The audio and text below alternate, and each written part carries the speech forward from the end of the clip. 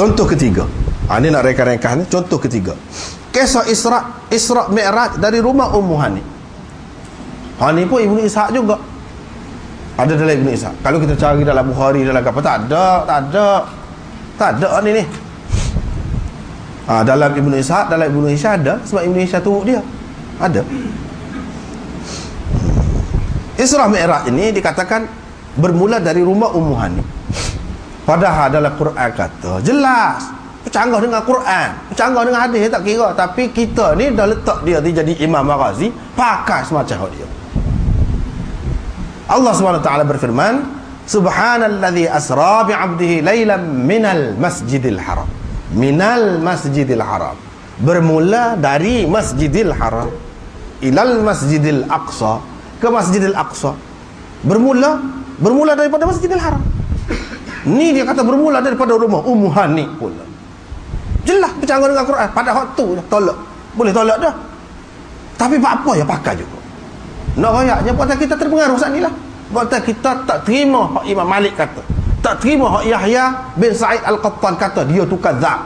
Kita duduk pakai hak ulama-ulama kata dia ni orang molek. Kenalah kita.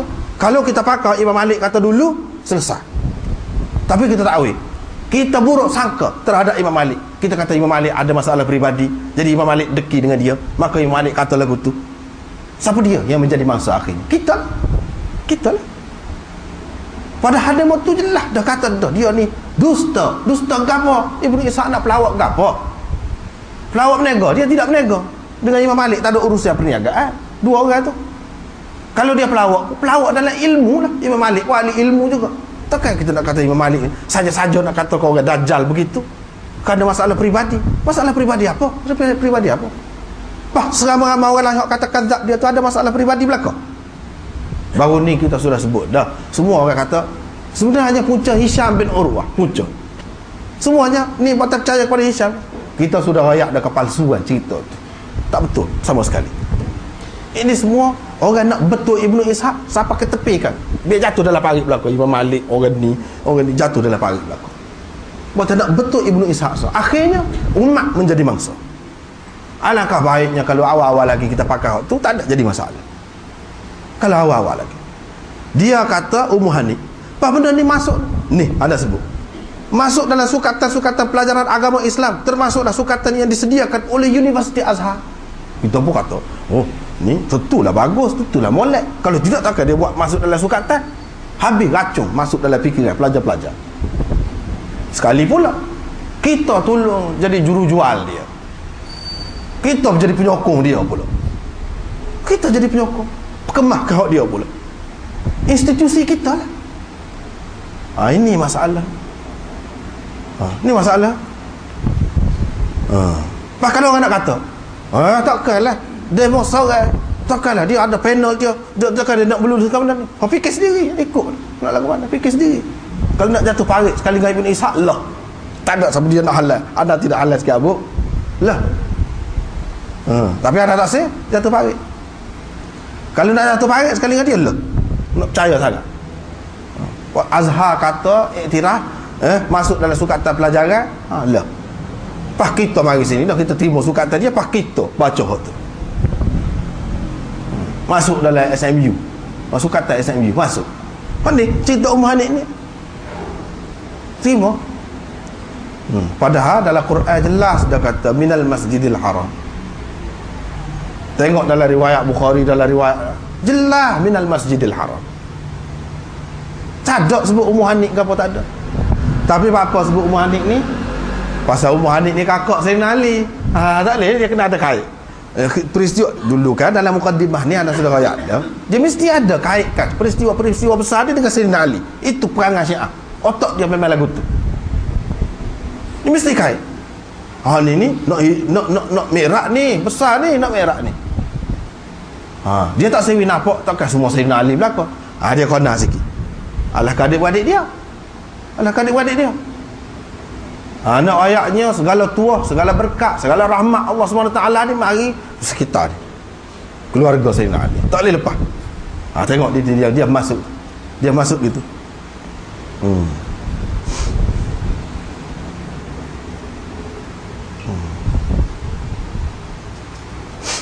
Lepas tu cerita tu, malaikat tu tebuk ni, bumbung ni, waktu lucu.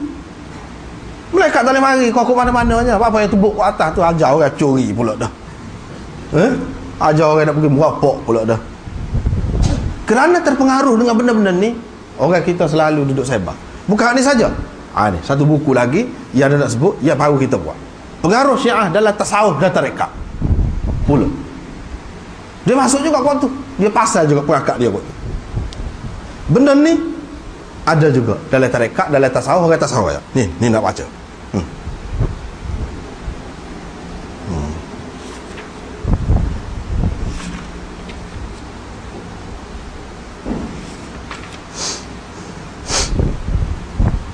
Kalau ada buku ni, tengok muka surat 29. Tengok muka surat 29. Ibnu Arabi menceritakan pengalaman Mi'raj. Ibnu Arabi pun naik Mi'raj juga. Ni pokok tasawuf pula. Hak ni baca hak ni lah pula. Hak ni pun satu hal juga. Boleh jadi orang nak marahkan, nak mana? Anda tulis rakyat je. Tulis rakyat. Kalau nak tasawuf pun lah. Tapi kena beringat benda-benda lagu ni. Kena beringat. Ni racun ni celah-celah. Kena beringat. Nak tasawuf lah. Nak mana? Nak tasawuf lah. Memang kita tidak nafikan tasawuf itu sebahagian daripada ajaran Islam. Tasawuf sebahagian daripada ajaran Islam. Hak asal tasawuf akhlak yang Nabi SAW ajar, tazkiyatun nafs wa yuzakkihim. Itu memang tugas Nabi SAW, menyucikan jiwa manusia. Kerja orang tasawuf hak asal memang lagu tu. Tetapi hak ni cerita lain, banyak pula hak campur. Sebagaimana hadis maudhu masuk dalam kitab-kitab tadi, dalam Tirmizi masuk. Hak ni pula betul juga dalam kitab tasawuf. Apanya tak boleh masuk. Dalam kitab hadis dia boleh masuk. Tu orang doa mengaji seumur. Dia boleh masuk pokok dia. Dalam kitab tasawuf apanya? Hak maudhu dan hak maudhu. Kena beringat nak masuk pun kena beringat. Ibnu Arabi menceritakan pengalaman Mi'rajnya. Tak ubah seperti yang dialami oleh Rasulullah sallallahu alaihi wasallam. Kata beliau, ketika saya sedang tidur, tetapi rahsia wujud saya pula sedang berjaga dan berdiri. Tiba-tiba datang kepadaku utusan Taufik untuk memimpinku ke jalan yang betul. Bersamanya ada burak ikhlas, kata dia. Burak ikhlas. Burak itu berbulu kejayaan dan berkekang keikhlasan. Utusan tersebut membuka bumbung rumahku. Tengok ni, tengok. Utusan tersebut membuka bumbung rumahku, lalu merombak dan membuhulku, kata dia. Dia kecap bahasa dia lah, cara bahasa dia. Tengok. Tebuk bumbung juga. Tu yang nak ayatnya. Mari mana ni tebuk bumbung? Malaikat tak boleh mari kakut lainnya. Tak payah tebuk dulu bumbung. Tak boleh. Masuk ke cedang jelela ke? Apa? Tak boleh. Makhluk lagu mana yang terpaksa kena buka bumbung? Ibnu Arabi pun nak ayat Mi'raj, dia pun terpaksa kena tebuk bumbung juga masuk dalam rumah dia. Nak ayatnya pengaruh benda ni meluas dah. Meluas. Rata dah pergi, rata dah. Kita tak khabar. Tengok. Pergi dalam tasawuf pun ada juga dia. Kena juga. Pergi dalam sejarah pun ada juga. Tengok dalam Sunan Tirmizi, dalam hadis pun ada juga. Dengan sebab itulah maksud kita je nak ayat kena mengaji lah betul-betul. Itulah. Kena mengaji hadis. Baru selamat. Hadis tak kira dalam kita hadis, bukan makna kita kata mengaji hadis ni segala ada dalam hadis tu kita nak kata betul lah. Tak, tidak gitu. Kita tak kata gitu. Mak dalam hadis pun mesti kena kaji, kena selidik, kena tengok pendapat-pendapat ulama kata apa. Kalau tidak, mangsa lah kita, mangsa.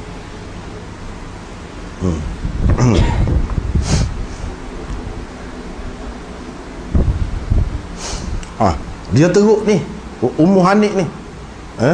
Padahalnya kalau kita kira dari segi logik, ni dia sebut Nabi SAW semaya dulu Insya sekali dengan Ummu Hanik. Nak semaya guana Ummu Hanik tu tidak Islam lagi. Dia baru Islam tu Fatih Makkah pada tahun yang ke-8 hijrah. Ni bila ni? Belum hijrah lagi ni. Mi'raj ni macam mana nak semaya? Mudahnya.